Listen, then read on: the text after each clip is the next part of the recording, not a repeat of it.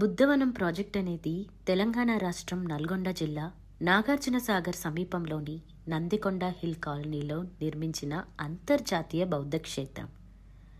తెలంగాణ ప్రభుత్వం ఆధ్వర్యంలో ఆసియా ఖండంలోనే అతిపెద్దగా సుమారు 100 కోట్ల రూపాయలతో 247 ఎకరాల్లో నిర్మించిన ఈ బౌద్ధ క్షేత్రం 2022 మే 14న ప్రారంభించబడినది.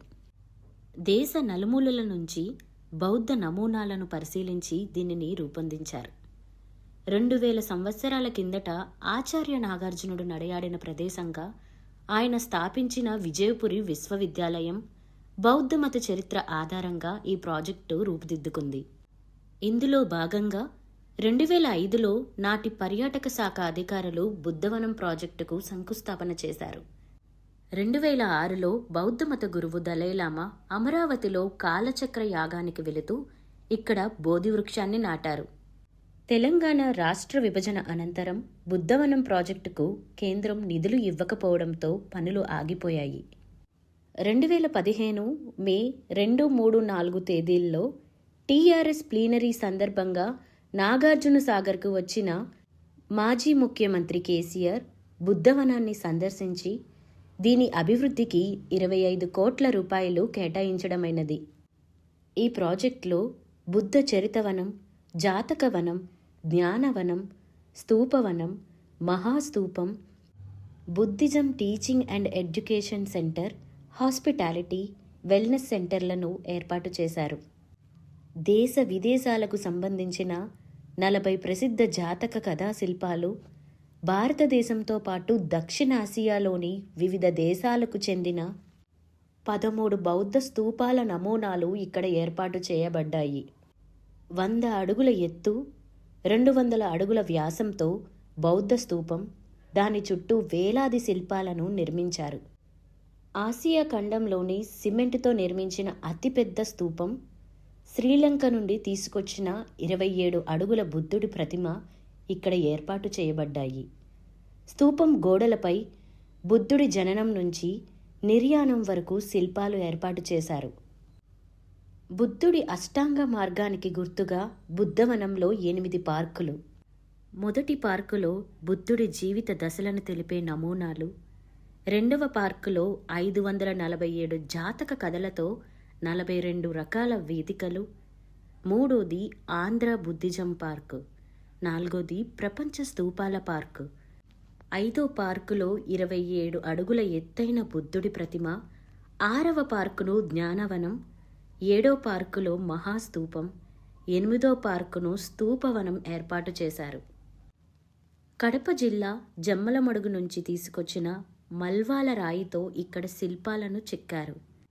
బుద్ధవనంలోకి ప్రవేశించే 3 ప్రధాన మార్గాల వద్ద పల్నాటి పాలరాయిని వాడారు. స్తూప పార్కు.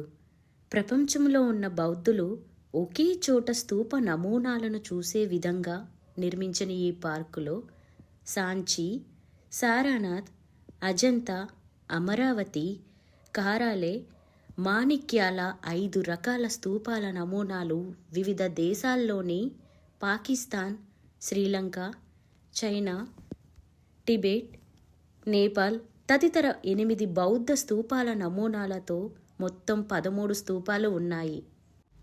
గౌతమ బుద్ధుడి జీవితానికి సంబంధించిన అహింసాయుతమైన అష్టాంగ మార్గాలతో బౌద్ధ భిక్షువులను, పర్యాటకులను ఆకర్షించేలా నిర్మాణాలు చేపట్టారు.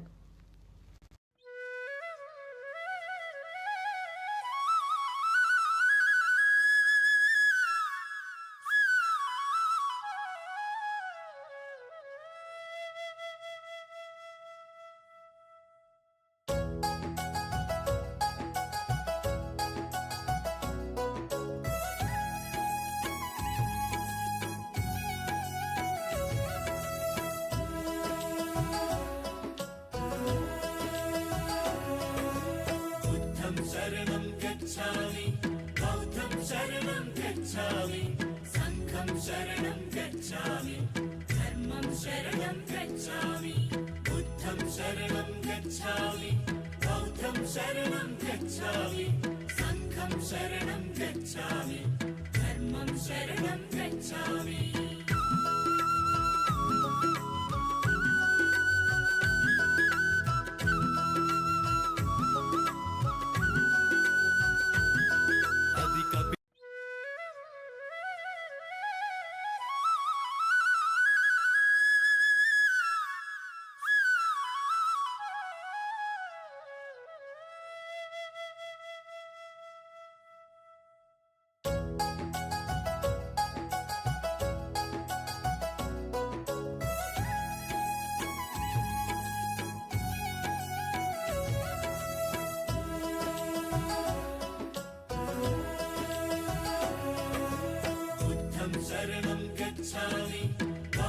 शरणं गच्छामि संघं शरणं गच्छामि धर्मं शरणं गच्छामि बुद्धं शरणं गच्छामि बौद्धं शरणं गच्छामि संघं शरणं गच्छामि धर्मं शरणं गच्छामि